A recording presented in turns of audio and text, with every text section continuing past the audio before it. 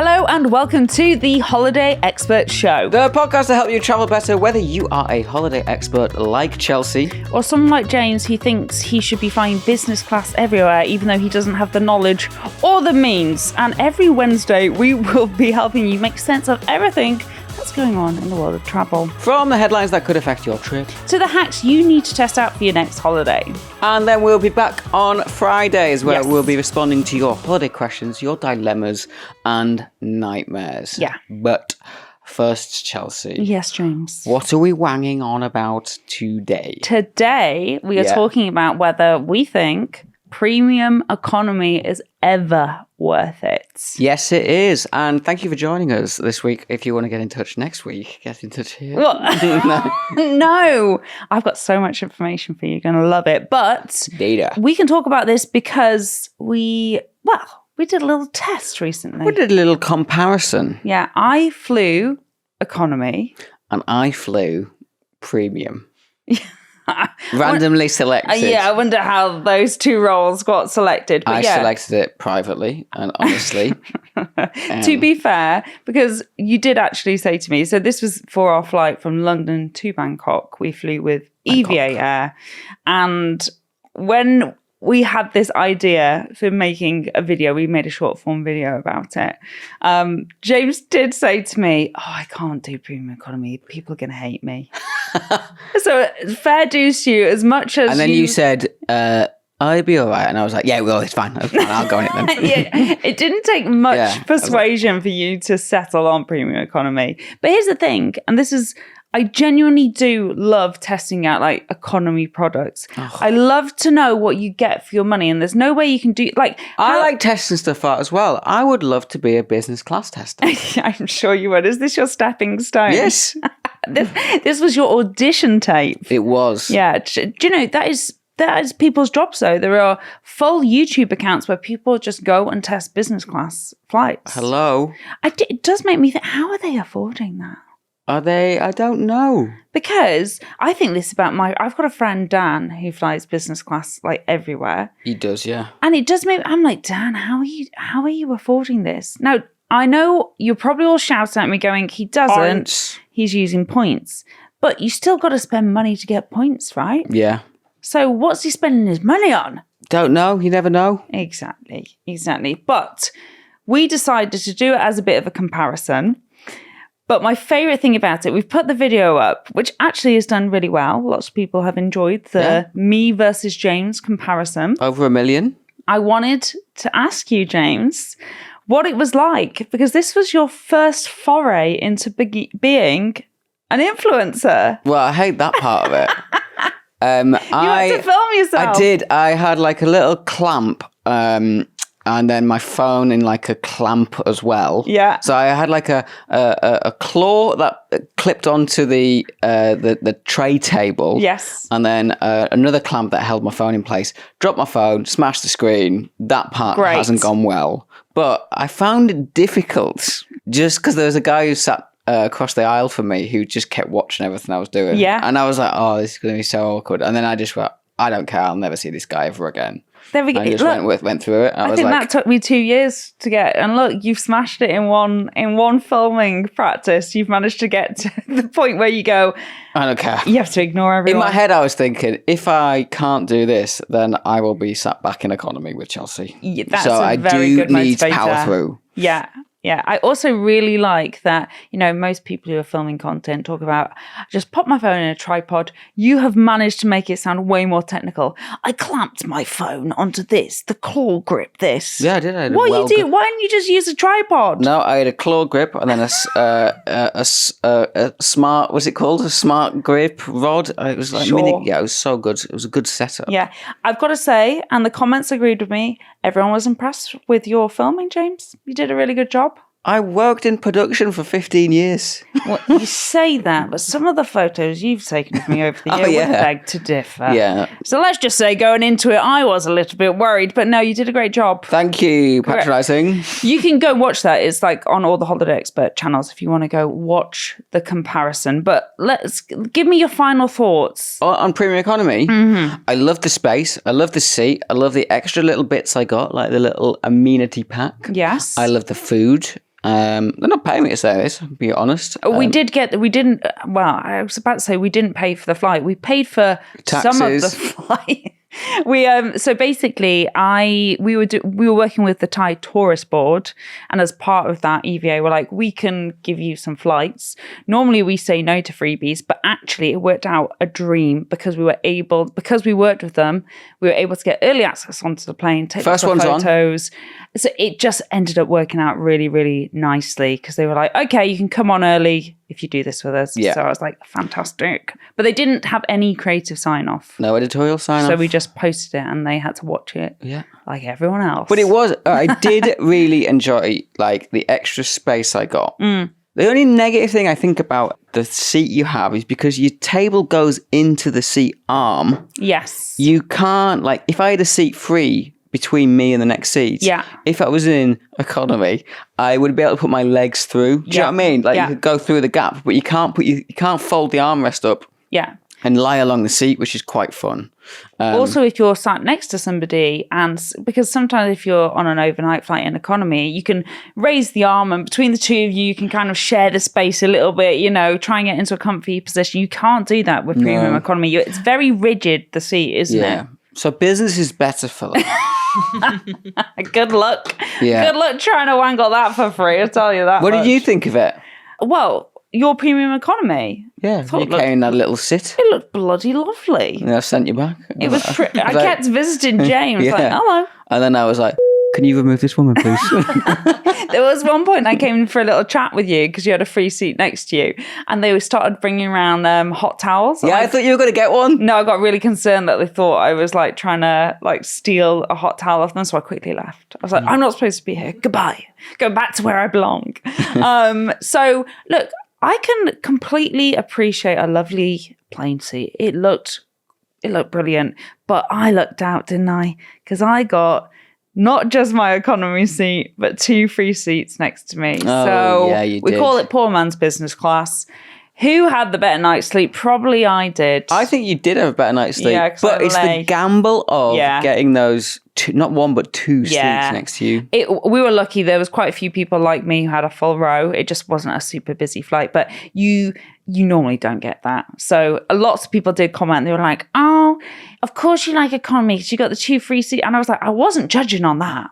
Like, that did not impact my final decision because I know I got lucky, basically. But ultimately, I think I would still stick with economy. No, I wouldn't. I really enjoyed it. What a surprise. Loved it. Yeah. We will cover a little bit more about whether premium economy is worth it in terms of I'm going to share where it came from, who offers the cheapest, who offers the best, and then we'll have a little discussion about how much we think we would pay. Like, ultimately, it comes down to your own decision, right? Yeah. How much are you willing to pay for that extra bit of comfort? I probably would. We already know James' decision, don't we? I probably would. We know what James is going to say. But now it is time for the travel news. Oh, here we go. What's been going on in the world? UK's best and worst seaside town named. A Which survey has asked thousands of holidaymakers who made almost 12,000 visits to various seasides around the UK to rate their favourites. Taking the number 1 slot is Bamber in Northumberland, followed by Tynemouth in Tyne and Wear. So, although famous seaside towns like Devon and Cornwall may grab the headlines, the survey reveals you may actually have a better time heading to the North Sea. But coming in bottom at just 41% was Bognor Regis in West Sussex. Oh, that's sad. It makes me feel bad. It makes me want to go to Bognor Regis. Bognor's good. Yeah. Nothing wrong with it. I almost like, for those kind of stuff, I understand there's got to be a winner and a loser. Just talk about the winners. But, I will say the castle in Bamber is incredible. Have you been? I've not been, but I've drove past it. It is like the perfect castle. Is it? Yeah. Well, that's obviously why they won. It's absolutely wonderful. But, like, get in there. That was 2 north beaches that have beat the southern beaches. Look at that. Yeah, the north winds. Yeah, love to see it. Thank you. Dua Lipa opens a library dedicated to banned books in this European city. Dua Lipa has recently cut the ribbon for the Manifesto Library in Porto, a library dedicated to banned books. The books are grouped under 4 broad categories of power, control, voice and memory. The Manifesto Library is a permanent feature at Liviaro Lello and will feature books like The Handmaid's Tale by Margaret Atwood and 1984 by George Orwell. I didn't know you spoke Portuguese there. Look, That's fascinating. you can watch this episode on YouTube, so you will see that I suddenly looked dead into the camera and start talking. It's because I'm using an auto cue. Yeah, I know. It's really fun. Honestly, it's one of my favourite bits of the podcast now. Makes me feel like I'm a proper newsreader. I love it. Yeah, but sometimes those words do crop up. Apologies to all the Portuguese folk out there. Yeah. Right, final story. I think you'll like this one, James. Go on. Florida airport renamed after US president. Palm Beach International Airport in South Florida has been officially renamed President Donald J. Trump International Airport. This is the first time an airport has been named after a sitting US president. Airport officials have said the rebrand would continue over several weeks, and you can expect to see the 3-letter airport code change on the 18th of August from PBI to NOB. JT. A plane owned by Trump Organization Boeing 757, nicknamed Trump Force One, was the first plane to arrive at the airport under its new name. And on board that flight was none other than Donald Trump's son, Eric. Oh, no, Trump wasn't even there. The biggest crowds ever at this airport. Yeah, how do you feel about that one? Oh, I mean, the fact that it's the first one named after a sitting president says everything. Like, aren't these things supposed to be done, like, to congratulate somebody, like, from someone else? Where, like, he needs a bit of humble pie. I hope that, you know, when airplanes do a touch and go, and, like, as they just touch the runway and leave a skid mark and go. There's just loads of touch and goes. Yeah, but here's the thing. This is what I'll be interested. You can't be president forever. Perhaps that's what he wants. What will happen after he leaves? I reckon someone will rip that down. No, what? It was an airport. They're not going to rip it down. They'll just change the name. Sorry. I just mean the signage. I don't know. I wonder how it will affect people, or whether people will still go to it if they have an alternative. Well, some people will go to it more than ever before because they'll love it, right? Yeah? But I'm just wondering, after he, you know, is not in control anymore, what will happen to that airport? When's my flight going? It's coming in 2 weeks. From a really boring point of view, I wonder how many airport codes have changed over the years. Like, it sounds like something that would be quite difficult to change, right? Because we've done the airport codes game before. There are some with some dodgy airport code names that you'd be like... NOB was one. Yeah, you'd be like, why haven't you changed that? And I always thought it's probably quite difficult, but apparently not. No. Apparently not. Shall we speak about, is premium economy ever actually worth it? Yeah, let's talk. Just to give a quick summary, what even is premium economy? It's between economy and business class. It's that in-between product. It means you get a slightly bigger seat, a slightly bigger pitch or recline, and perhaps some more food and amenities. Yes. And you will pay for it as well. It is more expensive. So, do you know when premium economy came about? When did it begin? Oh, God. I don't know, actually. So I assumed it's been going for years. Well, it has. It came out in the 90s. Oh, they've gone earlier than that. Really? Yeah. No, in the early 90s is when premium economy began. And there's a bit of a dispute about who started it, because there were 2 airlines that were kind of side by side developing it and like pushed it out within a couple of months of each other. BA? Not BA. Ooh. I think you're going to be really surprised by one. Japan Airways. No. So one is American. No, one is Virgin Atlantic, which I'm not surprised by, because Rich Branson, you know, seems to be the kind of, you know, person who's like, let's try something new. Do you know what they called it? Rockstar chair. I don't know. Mid-class. Oh, that's crap. What a naff name. I mean, it didn't stick around for long, but mid-class is what they called it. No. The other airline was EVA. Was it? It was. So I've tested it. So how, like, I didn't realise that when I was researching it, I was like, I would never have thought. But yeah, EVA. Taiwanese. Yeah, were one of the first ones to bring in premium economy. We're pioneers. We absolutely are. And yeah, over the years, lots of people have joined the premium economy party. Yeah. British Airways followed in 2000. What? Yeah, it took them quite a long time. And theirs is called World Traveller Plus. They've got funny names for theirs. They don't call it premium economy. No, I think I've ever... No.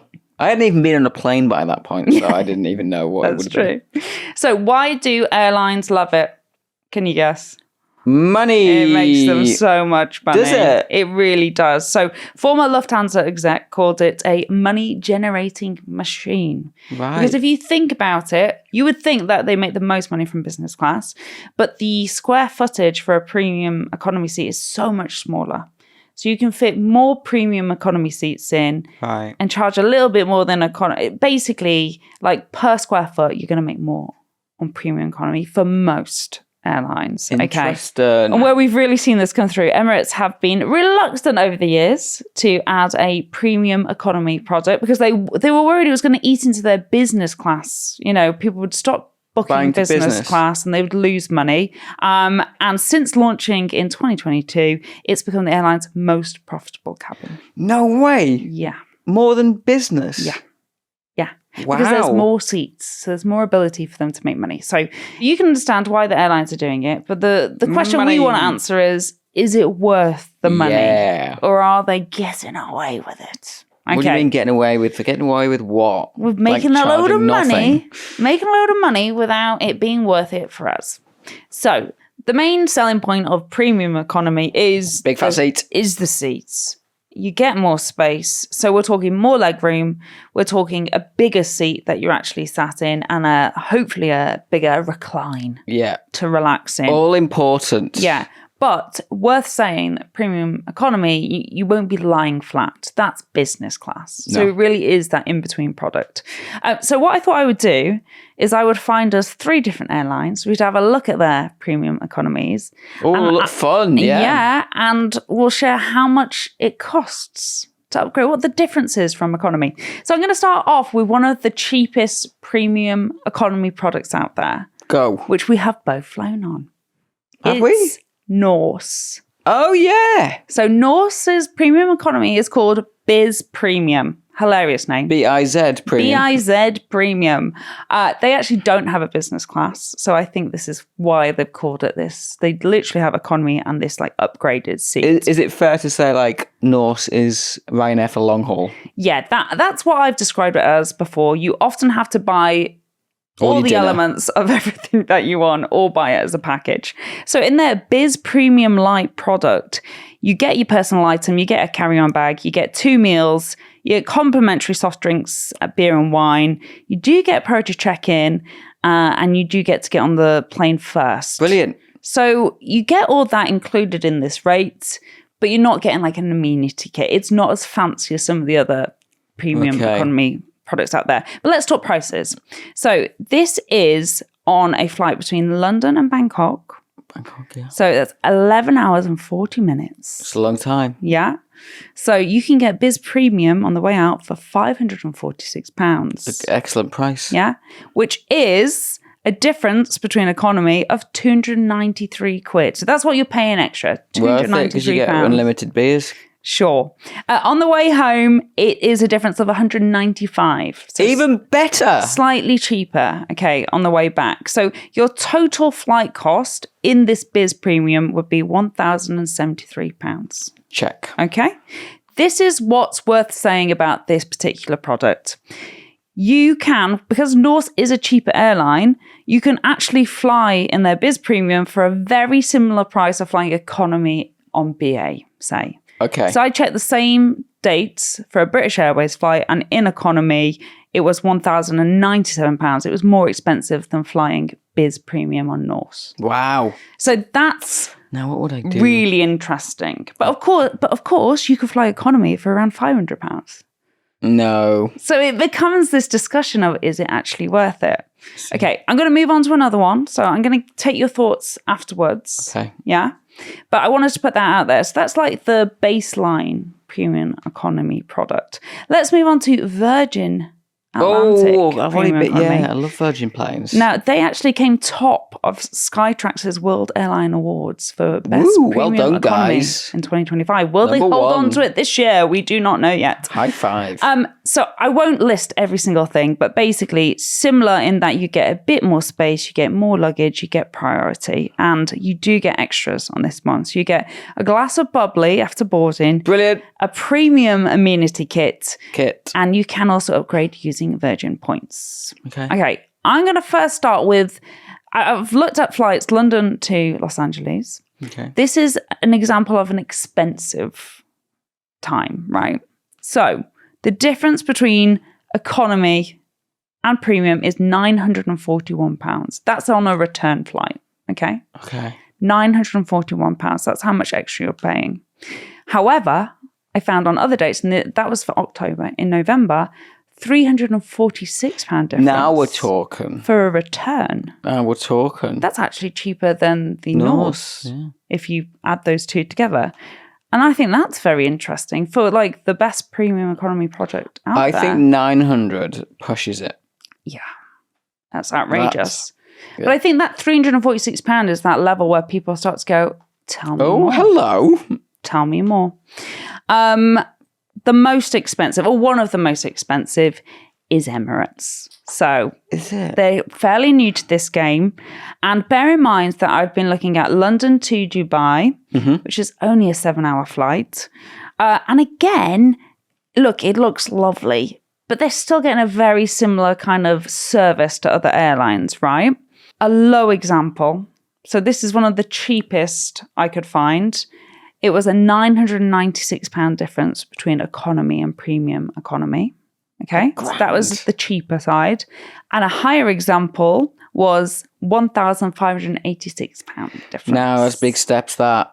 That's huge for 7 hours as well. Both of those are for return flights, I know. I'm sure it's lovely. Do you get an amenities kit? You do get an amenity kit. I get lip balm. And I think you get it on some nice like china as well, which is lovely. So here's what I want to ask you, James. How much are you willing to pay? If we're in like the 300-400 mark and I'm not going on many trips and it's over, I like to Dubai, that kind of length of trip. I don't think you need it for 7 hours. For a long flight, and we're talking 300 quid, I would heavily be considering it. One way or return? Return. If I was going to pick one way, it would always be coming home because I would want something to look forward to. When I'm going away somewhere, I'm excited. I probably, it would make it better, obviously, if I'm in premium, but I'm not going to spend 1,500 quid to get premium. You could put me in the overhead bin on the way out because I'm just buzzing for the trip. I literally could be on a standby seat and I would not care. But you're right. I think if you're going to splurge on a bit of comfort, doing it on the way back is a way of doing it. Do you know what was really interesting, what I thought about? Because for me, I don't think I would ever splurge on premium economy for an overnight flight, which I feel like most people would say the opposite. But unless I'm lying flat, it's just wasted money. Yeah. Because I'm not going to get a good night's sleep if I'm slightly upright anyway. So why am I spending money on it? I might as well just suffer in economy, right? I would actually prefer to spend money on premium economy on a day flight, because that to me, you mean I get to sit on a flight for 12 hours, watch some films, have some nice food, have like booze That sounds wonderful. Yeah. That sounds like a great day out. But I agree, it would have to be around like, basically what you're saying is around £150 each way. No, I'd go a little bit more. Really? Yeah, £250. Oh, you are fancy. Here's the thing, and this is what I always come back to. We're all getting to the same place. And if you're on a budget, there's no question. Of course it's not worth it. No, that doesn't wash. Of course it washes. It's about the experience. I know, but some people can't afford the experience and you just want to get there, right? I could drive to Glasgow in a mini metro. Yeah. Of the three that we have just discussed there, the only one that would pique my interest is that low-cost Virgin one, because it's such a good premium economy experience for around just over, it's around £170 each way, right? No, on Virgin. Oh, okay. Yeah. Or coming back, like Norse, I have flown that premium economy I actually got it for around 120 quid more. And it was pretty good. I think for the extra, like if you can get it for a bargain, it's definitely worth thinking about. But I would consider all of them and just to see what each of them is like. We should do a comparison on what them. a surprise. Let me just run you through what I think is a good deal though. So at least if you're looking at it, you can understand where it sits in terms of the value. So if you're getting it for less than a 40% price increase on economy, you've got a very good deal there. I think so. If your economy flight is £500, yeah, and you're able to get it for, go on, do the maths for me. Is it 200 quid? £500, 200 quid more. Amazing, you've smashed it. Congrats, well done. 40 to 60% price increase. That's fairly good value. That's better than most. Yeah, I'd do that. 60 to 80%, you're getting into like normal. And you do it if it's really important to you, but you're not getting the best value deal. And if it's above 80% of the price of an economy seat, like you're getting to the point of, why aren't you checking business class? Yeah, right? Okay. You're getting to a point where you're like, that's so expensive, right? Get the bed. Don't push it. Let me finish just razzing through how you can find a good premium economy deal for yourself. Use Google Flights. It's really good for this. So say you want to do London to Bangkok, put that in, switch at the top from economy to premium economy, and you're going to click on the dates and it will come up with a price calendar with prices on. It will highlight in green when the cheapest prices are. And if you actually hit search on any of this and go through to the next page, you can even go into airlines and select what airline you want. So if you're like, I want to do Emirates, I want to experience that, you can just search for Emirates flights and it will show you. That's how I found the cheapest deal today. That's how you do it. You can go just one way. So just treat yourself one way.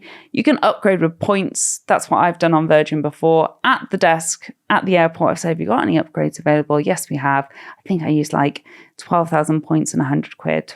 Zing! To go from economy to premium economy. Yeah, I'd do that. Check to see if your airline allows you to bid on upgrades. Got no points on. And you can also look at flying from other European airports like Dublin, Milan, Frankfurt, Oslo, who sometimes offer cheaper deals than flying from the UK. Yeah. Whew, that's everything.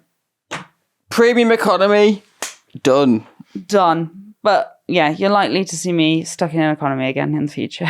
Well, it did 1 million. We should do more testing. Influencer James is back. Yeah, we should do more of that testing. All right. I think we should. I'll just choose an airline at random. Emirates. We should do Emirates and see what Emirates is like. Not at those bloody prices. We're not. I hope that has helped you, especially if you're, somebody who has never flown premium economy before and you'd like to treat yourself. And remember, you can watch this entire episode on YouTube. Hello. Yeah, every Wednesday episode, you can watch it there. And we're under socials on the same name at Holiday Expert Show. That's it. Join us on Friday because we are a bit more chilled, a bit more relaxed, and we will be answering all your questions, your nightmares, your dilemmas, and speaking to you then. See you then.